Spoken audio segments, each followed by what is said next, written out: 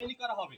যদি খুনিদের মাফ করা হয় তাহলে রক্তের সাথে বেইমানি করা হবে। আর দ্বিতীয়ত কথা হচ্ছে, আমরা অনেক সময় অনেকেই আমরা বলে থাকি যে ছাত্রদল এবং ছাত্রলীগ এই একই কথা, দুই দুই দলের একই বিষ। না, কোনো সময় এটা সম্ভব না যে ছাত্রদল এবং ছাত্রলীগ এক হতে পারে না। ছাত্রলীগ একটি সন্ত্রাসী সংগঠন আর ছাত্রদল আদর্শবান সংগঠন। ছাত্রদল সবসময় ছাত্রদের পাশে থাকবে, ভবিষ্যতে থাকবে এবং বিগত দিনেও ছিল এবং ভবিষ্যতেও ছাত্রদের পাশে থাকবে। ছাত্রদল ছাত্রদল সুখে দুঃখে দুঃসময় সবসময় ছাত্রদল সকলের পাশে থাকবে। আপনারা আমাদের সুপরামর্শ দেবেন কিভাবে সামনের দিকে অগ্রসর হওয়া যায়, ভবিষ্যতে কিভাবে কোন কাজ করলে ভালো হয়।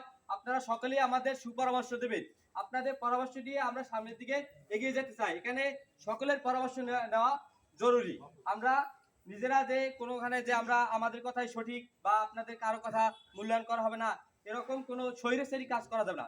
স্বৈরাচার কাকে বলে? আমরা স্বৈরাচার বলতে বুঝি যে আমার মতের বিরুদ্ধে যদি কোনো কথা যায়, ওই কথা যদি আমি মানতে নারাজ, তাহলে তাকে স্বৈরাচার বলা হয়।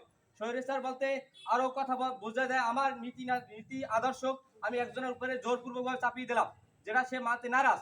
এরকম কোনো কাজ আমরা করব না। আমার যদি ভালো লাগে এই সংগঠন করতে, আমরা এই সংগঠন করব। আমার ইচ্ছা এবং স্বাধীনতা থাকবে। স্বাধীনতা যেন হরণ করে হরণ যাতে না করা হয়। যার যার স্বাধীনতা এবং ব্যক্তি স্বাধীনতা যেন থাকে, এটাই আমার কথা। বাংলাদেশ জিন্দাবাদ।